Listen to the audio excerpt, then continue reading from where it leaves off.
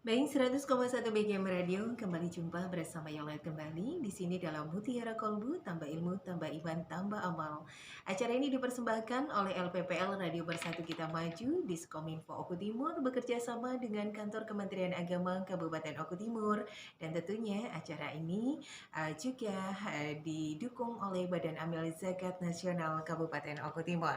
Baik para pendengar, dimanapun Anda berada, di kesempatan hari ini tentunya sudah tidak asing lagi bersama kita narasumber penyuluh agama dari Kementerian Agama Kabupaten Oku Timur yang sudah hadir menemani kita insya Allah 1 jam ke depan dengan tema yang sangat luar biasa bersama Ustadz Lumatul Arif. Assalamualaikum Pak Ustadz. Waalaikumsalam warahmatullahi wabarakatuh. Ya, bagaimana kabar hari ini? Alhamdulillah luar biasa, Mbak. Ya, Alhamdulillah sehat. sehat. Semoga Allah memberkahi segala langkah kita Pak Ustadz ya. Amin ya Amin rabbal ya Rabbal alamin. Alamin. Baik para pendengar dimanapun Anda berada, kurang lebih 1 jam kami akan menemani Anda dengan kajian yang menarik dan akan mengundang seluruh masyarakat Oku Timur untuk bergabung melalui layanan telepon yang kita buka online di 0735 481 800 ataupun SMS WhatsApp-nya di 0811 7241 800 untuk SMS WhatsApp-nya, atau Anda yang mengikuti live streaming kami di akun Facebook Radio Bersatu Kita Maju, kita buka di sini dalam season tanya jawab setelah kita dengarkan kajian yang akan disampaikan secara langsung oleh Ustadz Lumatul Arif di kesempatan hari ini dengan tema yang sangat luar biasa, yaitu tentang sholat sebagai identitas orang yang bertakwa. Nah, seperti apa kajian kita hari ini? Kita dengarkan bersama Ustadz Lumatul Arif. Silakan Pak Ustadz. Alamin wassalatu wassalamu ala asyrofil anbiya'i wal mursalin sayyidina wa maulana Muhammadin sallallahu alaihi wasallam wa ala alihi wa ashabihi ajma'in. La haula wa la quwata illa billahil aliyil azim. Amma ba'du. Para pendengar BKM FM yang dirahmati oleh Allah Subhanahu wa taala, kembali rasa syukur kita haturkan kehadiran Allah Subhanahu wa taala di kesempatan pagi menjelang siang ini, di hari yang penuh dengan kemuliaan ini, tepatnya hari Jumat, dan di bulan juga yang penuh dengan kemuliaan, bulan Rajab. Dikatakan oleh dalam hadis itu, inna Rajab syahrullah wa sa'ban syahri wa ramadan syahru ummati. Sesungguhnya Rajab ini adalah bulannya Allah, dan juga kemudian Sa'ban itu adalah bulanku, kata Nabi, dan Ramadan itu adalah bulan umatku. Mudah-mudahan kita semua dengan kemuliaan bulan serta hari yang ada pada saat ini akan diberikan kemudahan oleh Allah Subhanahu wa taala dalam melaksanakan seluruh aktivitas kita sehari-hari, dan juga diberikan jalan keluar dari segala permasalahan yang saat ini kita hadapi. Ya, kita tahu kondisi ekonomi kita mungkin saat ini sedang dalam kondisi kritis ya, karena paceklik istilahnya.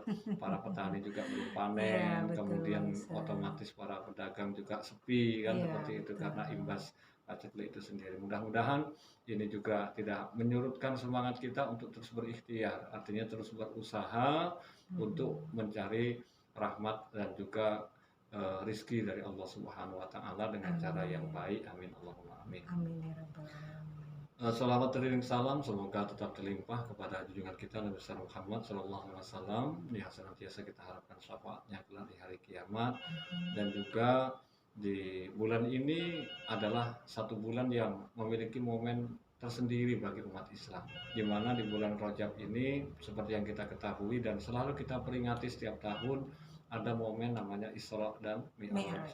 Artinya perjalanan Nabi Muhammad SAW dari Masjidil Haram ke Masjidil Aqsa, dari Makkah ke Palestina, kemudian Mi'raj Nabi dari Masjidil Aqsa ke Sidratil Muntaha untuk bertemu dan menghadap Allah Subhanahu wa taala, dan kemudian mendapatkan oleh-oleh yang sampai saat ini masih kita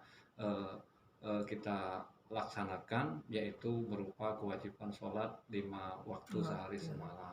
Jadi apa yang kita laksanakan, apa yang kita kerjakan saat ini merupakan oleh-oleh dari hasil pertemuan Nabi Muhammad SAW saat menghadap Allah Subhanahu wa taala. Walaupun dalam beberapa kisah itu dikatakan bahwa awalnya sholat yang kita kerjakan sehari semalam 5 waktu itu berjumlah 50 waktu. Artinya 50 kali kita sehari sholat. Bisa kita bayangkan kalau seandainya tidak ada kemurahan dari Allah, tidak ada dispensasi yang diminta oleh Rasulullah SAW ketika itu untuk kepada Allah, tentu nyaris kita tidak akan bisa lagi untuk bekerja. 5 waktu itu saja kita terkadang kita sering masih tertinggal. Sholat zuhur ya kadang kesiangan, kemudian subuh juga kesiangan, kan seperti itu. Maka kita patut bersyukur dengan adanya sholat ini terus bisa mengontrol diri kita, menjadikan diri kita ini menjadi eh, orang yang selalu terkoneksi dengan pencipta kita. Artinya selalu berkomunikasi dengan pencipta kita. Karena hakikat sholat yang kita lakukan itu adalah media komunikasi kita dengan pencipta kita. Jadi kalau kita terus bisa komunikasi dengan pencipta kita ketika ada masalah dalam kehidupan kita, kemudian kita sampaikan itu kepada pencipta kita, maka insya Allah pencipta kita juga akan memberikan jalan keluar dari segala permasalahan kita. Kalau kita memang selama ini kebanyakan lebih menceritakan apa yang terjadi pada diri kita kepada orang-orang dekat kita, misalkan teman, seperti itu. Yang padahal teman atau siapapun yang kita ceritai itu tidak bisa memberikan solusi dan jalan keluar terhadap masalah kita. Betul. Yang ada malah akan menambah parah masalah itu. Contoh misalkan ada orang yang sedang bermasalah dalam rumah tangganya, kemudian dia malah cerita dengan sahabat karibnya, suami saya begini, suami saya begitu, dan lain sebagainya, kemudian saya ingin mengajukan talak dan lain sebagainya.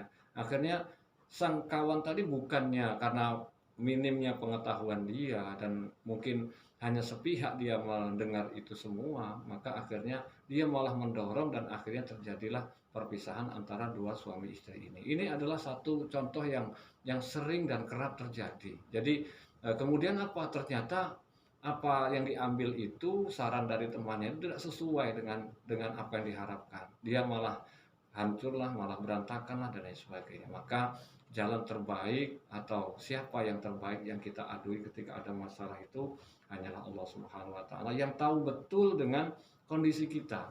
Ya, la yukallifullahu nafsan illa wus'aha, artinya Allah itu tidak akan berikan beban kepada kita yang melebihi daripada kapasitas kita. Jadi ketika itu kita sudah anggap wah beban ini sudah sangat lebih sekali, maka saat sholat itu kita adukan, ya Allah, rasa-rasanya saya sudah nggak sanggup untuk menahan ini semua, mohon bantuanmu dan lain sebagainya. Kalau kita mungkin adukan itu kepada Allah, maka insya Allah Allah akan berikan jalan keluar dengan cara apapun itu, yaitu menjadi hak prerogatif dari Allah Subhanahu wa taala. Karena yang paling penting dalam kehidupan kita itu adalah menjaga sholat kita. Jangan sampai kita kemudian mengabaikan sholat kita. Berarti kalau kita itu tidak melaksanakan sholat itu dengan baik, artinya tidak mau melaksanakan sholat sebagai komunikasi kita dengan Tuhan, maka otomatis ya apa yang menjadi hubungan kita dengan pencipta kita, hubungan kita dengan Allah akan terputus juga. Jadi cara yang terbaik ketika kita sholat itu adalah menghayati dan juga menyimak apa yang kita baca dalam setiap bacaan sholat itu sendiri. Contoh misalkan kita ngadukan pada Allah, Rabbil firli warhamni wajburni warfa'ni warzuqni wahdini wa'afini wa'fu'ani. Itu adalah 8 doa yang senantiasa kita ucapkan selama 17 kali setiap sholat wajib saja. Belum lagi saat kita menambahkan dengan sholat-sholat rawatib yang lainnya seperti itu. Nah, tema kita hari ini kan tentang sholat. Jadi dalam surat Al-Baqarah itu dikatakan alif lam mim dzalikal kitabul la raiba fihi hudal lil muttaqin. Ya, jadi Al-Qur'an itu adalah petunjuk bagi orang yang bertakwa. Hudal lil muttaqin, petunjuk bagi orang yang bertakwa. Siapa orang yang bertakwa itu? Mereka alladzina yu'minuna bil ghaibi. Yang pertama adalah orang yang beriman kepada hal-hal yang gaib, termasuk kepada Allah, kemudian kepada ciptaan Allah yang tidak terlihat seperti malaikat, jin dan lain sebagainya. Itu juga bagian dari ciri daripada orang yang bertakwa. Kemudian wa yuqimunas shalah, dan mereka yang menegakkan sholat atau mendirikan sholat. Seberat apapun sholat itu jangan sampai kita tinggalkan, karena itu menjadi ciri dari kita, ciri khas daripada kita.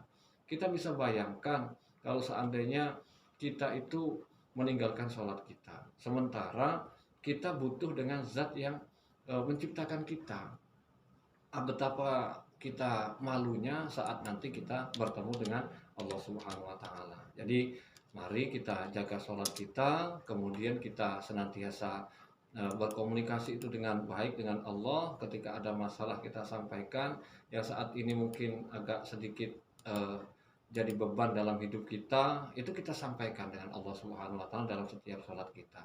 Dan itu akan jauh lebih lebih baik bagi kita di samping menjaga kerahasiaan daripada segala permasalahan kita, karena nggak ada manusia di muka bumi ini yang tidak punya masalah. Semuanya pasti ada masalah, walaupun ustadz sekalipun, walaupun kiai sekalipun, mereka juga memiliki permasalahan yang kompleks dari masing-masing mereka. Yang kiai mungkin mereka punya masalah dengan ngurusi santri-santrinya, kemudian eh, yang ustadz lah mungkin ada masalah dalam penyampaiannya. Kemudian yang lain juga, kita semua ini memiliki masalah masing-masing yang semua itu bisa kita sampaikan, bisa kita adukan kepada pencipta kita untuk diberikan kemudahan dan kelancaran dalam penyelesaian semua masalahnya.